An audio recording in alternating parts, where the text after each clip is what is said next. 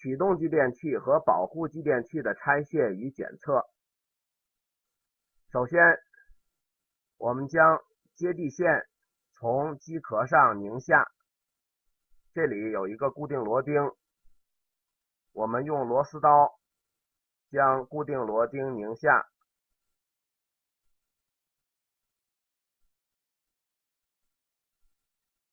好，拧下后，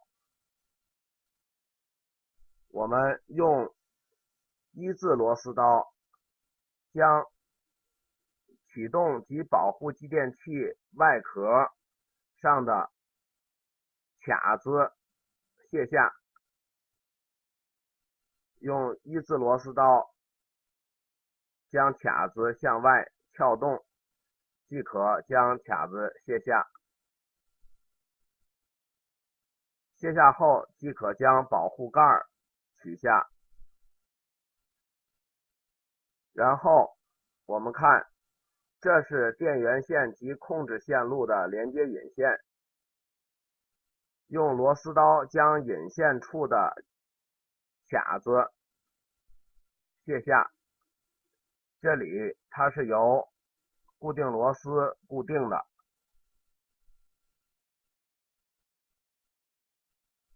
将固定螺钉一一拧下。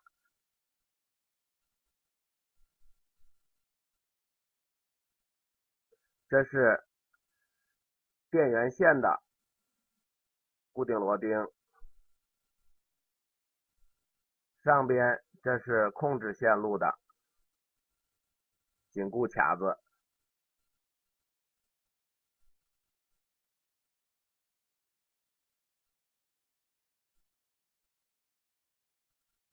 好，将螺钉一一卸下。注意，卸下的螺钉一定要收好。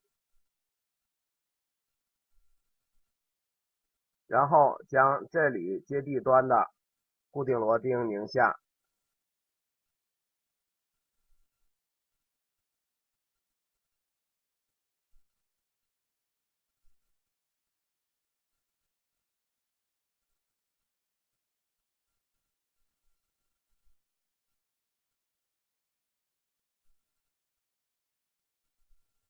好，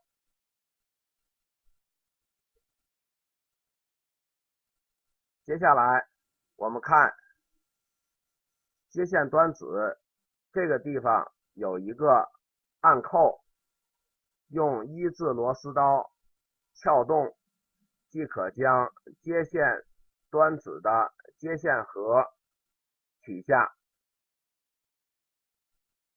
看，这就是启动继电器。我们将其小心的从卡子上拿下。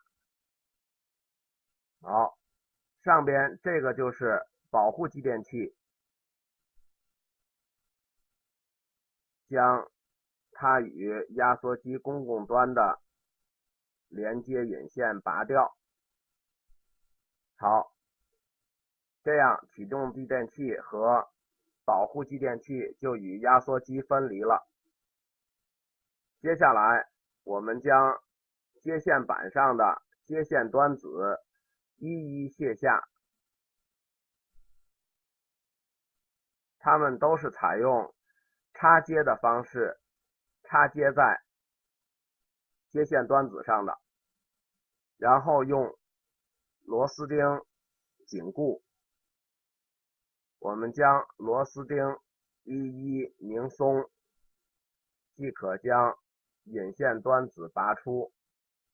注意，在拔出引线端子时，一定要牢记各引线端子的连接位置。好，下面这是电源线的连接端子，用螺丝刀将紧固螺钉拧松，拔下接线端子。这样，启动继电器和保护继电器就与压缩机彻底分离了。为了便于我们了解启动继电器和保护继电器的位置关系，我们看一下这个压缩机。这是一个全新的压缩机。我们看，在这个黑色的保护壳内，就是启动继电器和保护继电器。我们首先将保护壳上的卡子卸下，然后取下保护壳。我们看，这个是启动继电器，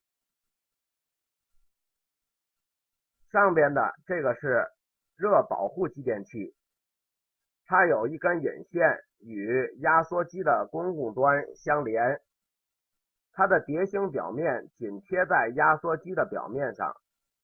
在压缩机工作时，它时刻检查压缩机的温度，当发现异常，便断开节点，停止压缩机工作。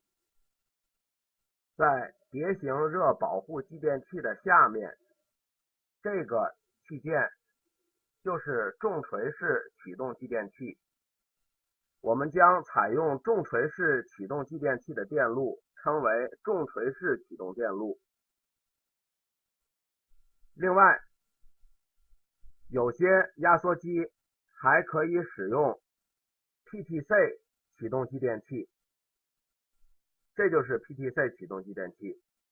我们将重锤式启动继电器拔下，将 PTC 接上，这样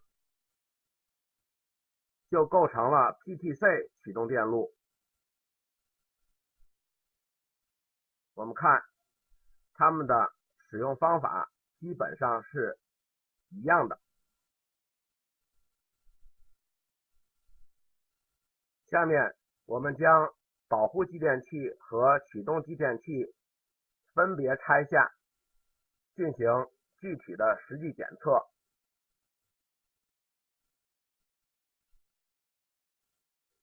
下面我们看一下保护继电器的检测。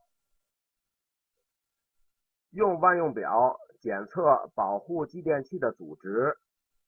通常在正常情况下，保护继电器的阻值约为1欧姆左右，这是正常的。我们看它的阻值很小。如果所测得的保护继电器的阻值过大，甚至趋近于无穷，则说明保护继电器损坏。下面我们看一下重锤式启动继电器的检测方法。重锤式启动继电器的检测也可以使用万用表对其进行阻值的测量。所不同的是，重锤式启动继电器需要检测线圈的阻值和节点的阻值。首先，我们来检测一下线圈的阻值。正常情况下，它的阻值很小，应该不到1欧姆。我们看，这是正常的。接下来，我们检测节点的阻值，